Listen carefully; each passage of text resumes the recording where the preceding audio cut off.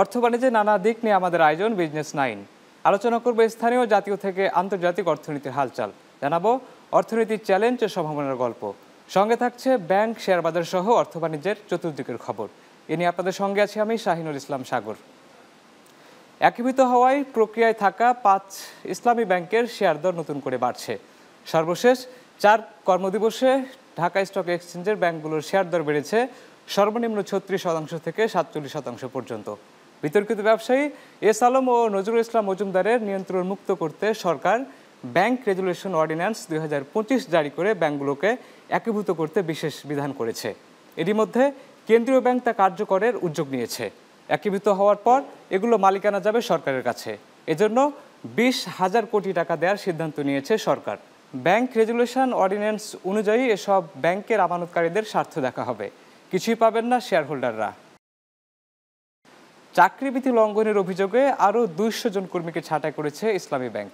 এ নিয়ে চলতি সপ্তাহে ব্যাংকটিতে 400 জনের চাকরি গেল। এদিকে মূল্যায়ন পরীক্ষায় অংশ নেওয়াদের মধ্যে 88% উত্তীর্ণ হয়েছে। বাকিদের সক্ষমতা বাড়ানোর প্রশিক্ষণ দিয়ে পুনর্মূল্যায়ন করা হবে। গত শনিবার পরীক্ষায় অংশ নিতে ব্যর্থদের মধ্যে যারা আবেদন করেছেন তাদের ফের পরীক্ষা নেওয়া হবে। 2017 সালে এস আলম গ্রুপ ইসলামী ব্যাংক নিয়ন্ত্রণের পর থেকে গত বছরের আগস্ট পর্যন্ত ব্যাংকটিতে অন্তত 11,000 জনবল নিয়োগ হয়। এর মধ্যে নিয়োগ বিজ্ঞপ্তি ও পরীক্ষা ছাড়াই নিয়োগ হয় 8,340 জনের। সেখান থেকে 5,385 জনের যোগ্যতা মূল্যায়নে ঢাকা বিশ্ববিদ্যালয়ের আইবি-এর মাধ্যমে গত শনিবার পরীক্ষা নেয় ব্যাংক। এতে অংশ নেন মাত্র 414 জন। বাকি 4,953 জন পরীক্ষায় অংশ না নেয় তাদের ওএসডি করেছে ব্যাংক কর্তৃপক্ষ। উত্তরবঙ্গের প্রবেশদ্বার সিরাজগঞ্জে নির্মিত হচ্ছে বিশ্বমানের হাটিকুমরুল ইন্টারচেঞ্জ। সড়ক ও জনপথ বিভাগের তত্ত্বাবধানে প্রকল্পের কাজ শেষ হয়েছে প্রায় 86%। সব ঠিক থাকলে আগামী বছরের জুন থেকে সুবিধা ভোগ করবেন এই অঞ্চলের মানুষরা। সংশ্লিষ্টরা বলছেন এতে বদলাবে উত্তর দক্ষিণাঞ্চলের মানুষের ভাগ্য। নতুন গতি আসবে পুরো উত্তরবঙ্গের অর্থনীতি কর্মকাণ্ডে, যার ইতিবাচক প্রভাব পড়বে জাতীয় অর্থনীতিতে। বিস্তারিত সহকর্মী শিবলি রহমান শিবপুর প্রতিবেদনে। বিস্তীর্ণ এলাকা জুড়ে যেদিকে চোখ যায় দেখা মেলে বিশাল আকৃতির পাইলিং, স্প্যান আর উড়াল সেতু হয়ে রাস্তা পথিকের গন্তব্যে। দেখা মেলে প্রশস্ত রাস্তা, ডিভাইডার, ওয়াকওয়ে, ড্রেনেজ ব্যবস্থা সহ ইউটার্ন, সব মিলিয়ে এক বিশাল কর্মযজ্ঞ। বলছি সিরাজগঞ্জের হাটিকুমরুল ইন্টারচেঞ্জের কথা। অন্তত 22 জেলার এই প্রবেশদ্বারে প্রায় 750 কোটি টাকা ব্যয় নির্মিত হচ্ছে দেশের সর্ববৃহৎ আন্তর্জাতিক মানের ইন্টারচেঞ্জ। এ পথে প্রতিদিন গড়ে 22 থেকে 25,000 ছোট বড় যানবাহন পার হয়। ফলে যানজট, কর্মঘণ্টা নষ্ট সহ পণ্য পরিবহনে অতিরিক্ত সময় লাগে। তবে ইন্টারচেঞ্জ ঘিরে নতুন স্বপ্ন বুনছেন এ অঞ্চলের ব্যবসায়ী মহল। আর এখানে ইন্টারচেঞ্জের কাজ হলে আমাদের এই উত্তরবঙ্গের সবার সুবিধা। 1 শতক জায়গার দাম যেমন 12 লক্ষ 14 লক্ষ টাকা পাইছে, একটা যার বিল্ডিং আছে খরচা হয়েছে 1 কোটি টাকা, সেই টাকা পাইছে 4 কোটি। সেই ক্ষেত্রে হাটিকুমরুল ইন্টারচেঞ্জ খুবই উন্নত। ব্যবসায়ী নেতৃবৃন্দরা বলেন, ইন্টারচেঞ্জ চালু হলে সিরাজগঞ্জে বিভিন্ন প্রকার শিল্প কারখানা গড়ে উঠবে। মহাসড়কটি এশিয়ান হাইওয়ের সঙ্গে যুক্ত হওয়ায় ভারত সহ বিভিন্ন দেশের পণ্য আমদানি রপ্তানি সহজ হবে। পাশাপাশি শিল্প পার্ক ও ইকোনমিক জোনে বিদেশি বিনিয়োগকারীরা বিনিয়োগ করবে এমন প্রত্যাশা সবার। ভোরবেলায় যদি কাঁচামাল তুলে গাড়িতে করে ঢাকার দিকে নিয়ে যাওয়া হয়, অল্প সময়ের মধ্যেই সেই মালামালগুলি নিয়ে যেতে পারবে। ব্যবসায়ীরা এই সুবিধাটা পাবে। এই ইন্টারচেঞ্জে আলাদা 6টি র্যাম্প ও একটি গ্রাউন্ড রোড থাকবে। ঢাকামুখী ও উত্তর দক্ষিণমুখী যান চলবে আলাদা র্যাম্প দিয়ে, আর ধীর গতির যান চলবে নিচের গ্রাউন্ড রোডে।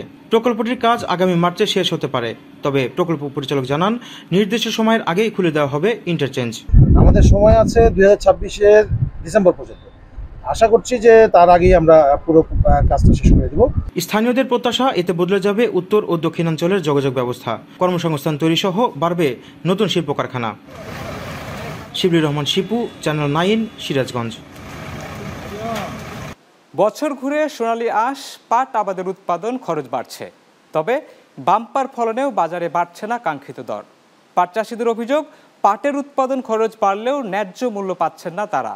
এই অবস্থায় অনেক কৃষকই পাট চাষে আগ্রহ হারাচ্ছেন। বরিশালের পাট চাষিদের খবর নিয়ে থাকছে সহকর্মী সুকান্ত অপির প্রতিবেদনে। গত কয়েক বছর ধরে লোকসানের মুখে দেশের পাট চাষিরা। অনাবৃষ্টি, শ্রমিকের বেতন বৃদ্ধি, আবার কৃষকের বয়সের ভারে নুয়ে পড়া শরীর, সব মিলিয়ে জীবন যেন এক মহাকাব্য। বিভিন্ন জায়গার মতো পাট জাগ দেওয়া, উৎপাদন খরচ তোলা নিয়ে দুশ্চিন্তা পিছু ছাড়ছে না বরিশালের কৃষকদের।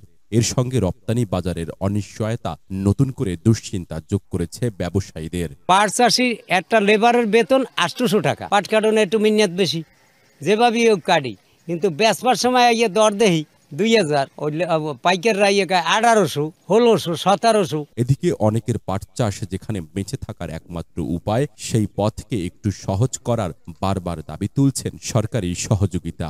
করিয়া আমাকেও দেখা যায় লাস্টে আমরা এর পরিমাণ আমরা দেখি যে হিসাব করে দেখি যে আমাকেও পড়তে হয় না, টাকা পয়সা আরো লস হয় অলরেডিতে।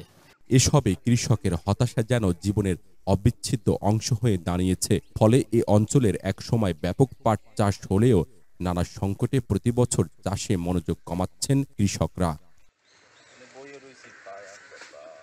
বরিশালের বাবুগঞ্জ উপজেলায় কৃষি জমি রয়েছে 11,884 হেক্টর। এবার পাট চাষ হয়েছে লক্ষ্যমাত্রার চেয়ে বেশি। উপজেলা কৃষি অফিসার বলছেন, আগামীতে এ খাতে আরও বড় ভূমিকা রাখার জন্য কৃষকদের উদ্বুদ্ধ করা হচ্ছে। বাবুগঞ্জের মাটি যে পরিমাণ আছে আর কি কৃষি জমি, সেই কৃষি জমিটা পাট উৎপাদনের জন্য খুবই উপযোগী একটা জমি এবং পাট একটি অর্থকারী ফসল, আমরা সবাই জানি। সব বাংলাদেশের যে পাট রপ্তানিযোগ্য একটি পণ্য হিসেবে আমরা স্বীকৃতি পেয়েছি এবং বাবুগঞ্জের যে পাট বাংলাদেশের বিভিন্ন অঞ্চলে কিন্তু বিভিন্ন মিলে পৌঁছায় যাচ্ছে, স্থানীয় বাজার থেকে বিভিন্ন জায়গায়। কৃষকরা এটা চাষে আগ্রহী হয়েছে এই কারণে, এর উচ্চ মূল্যের কারণে। পাটের বাজার কিন্তু এখন বাজার মূল্য ভালো।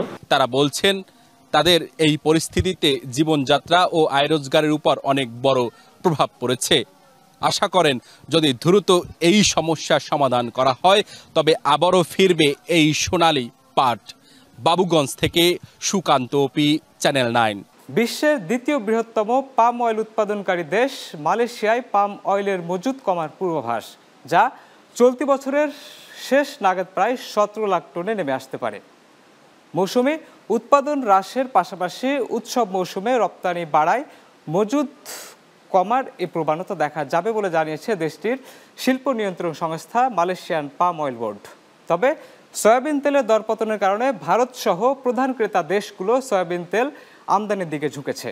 এরপরও মালয়েশিয়ান পাম অয়েলের দাম বাড়তে পারে বলে মনে করছেন সংশ্লিষ্টরা, কারণ ইন্দোনেশিয়ার সরবরাহ করা নিয়ে অনিশ্চয়তা রয়েছে। দেশটিতে আগামী বছর থেকে বায়োডিজেলে পাম ব্যবহার 40 থেকে 50% বাড়ানোর পরিকল্পনা করেছে সে দেশের সরকার। পাশাপাশি দেশটির সরকার সম্প্রতি 6,74,000 হেক্টর পাম বাগান রাষ্ট্রীয় মালিকানায় নিয়েছে, যা মজুত কমাতে ভূমিকা রাখতে পারে। বিশ্বব্যাপী তামার দাম আগামী বছর টন প্রতি মূল্য $11,000 ছাড়াতে পারে, যা আগে দেওয়া পূর্বাভাসের তুলনায় 11% বেশি। যুক্তরাষ্ট্রভিত্তিক বহুজাতিক বিনিয়োগ ব্যাংক ও আর্থিক পরিষেবা প্রতিষ্ঠান ব্যাংক অব আমেরিকা বিশ্ববাজারে সরবরাহ সংকট এবং চাহিদা স্থিতিশীল থাকার আগে দেয়া পূর্বাভাস সংশোধন করে তথ্য জানিয়েছে। হালনাগাদ প্রাক্কলন অনুযায়ী 2027 সালে গড় মূল্য ধরা হয়েছে টন প্রতি $13,501। এক্ষেত্রে তামার দামের পূর্বাভাস বাড়ানো হয়েছে 12.5%। মার্কিন যুক্তরাষ্ট্রে শাটডাউন দেয়ায় বিশ্ববাজারে অস্থিরতা দেখা দিয়েছে। এর প্রভাবে ওয়াল স্ট্রিটের ফিউচার এবং ডলারের মান নিম্নমুখী হয়েছে। অপরদিকে স্বর্ণের দামে রেকর্ড উচ্চতায় পৌঁছেছে। এদিন স্বর্ণের দাম আউন্স প্রতি $3,895 পৌঁছে, যা টানা তৃতীয় সেশনের জন্য একটি রেকর্ড উচ্চ মূল্য। স্পট মার্কেটে স্বর্ণের দাম 0.9% বেড়ে প্রতি আউন্সে $3,891 হয়েছে। আবার আগামী ডিসেম্বরে সরবরাহ করা হবে এমন স্বর্ণের ক্ষেত্রে যুক্তরাষ্ট্রের ফিউচার স্বর্ণের দাম 1.2% বেড়ে দাঁড়িয়েছে $3,918। অর্থায়ন চুক্তির অচল অবস্থা থেকে বেরিয়ে আসার কোনো স্পষ্ট পথ না থাকায় এই সরকারি অচল অবস্থা দীর্ঘায়িত হওয়ার আশঙ্কা তৈরি হচ্ছে। ফলে বিশ্ববাজারে আরও অস্থির হওয়ার শঙ্কা দিয়েছে এসব পণ্যের দাম। এ নিয়ে শেষ করছি বিজনেস 9। ওয়েবসাইটে চ্যানেল 9 দেখতে ভিজিট করুন www.channel9bd.tv এবং ফেসবুকে দেখতে ভিজিট করুন facebook.com/channel9bd.tv এবং ইউটিউবে দেখতে ভিজিট করুন youtube.com/channel9bd.official। দেখা হবে আগামী পর্ব অর্থ বাণিজ্যের নতুন নতুন খবর নিয়ে। ভালো থাকবেন, নিরাপদে থাকবেন।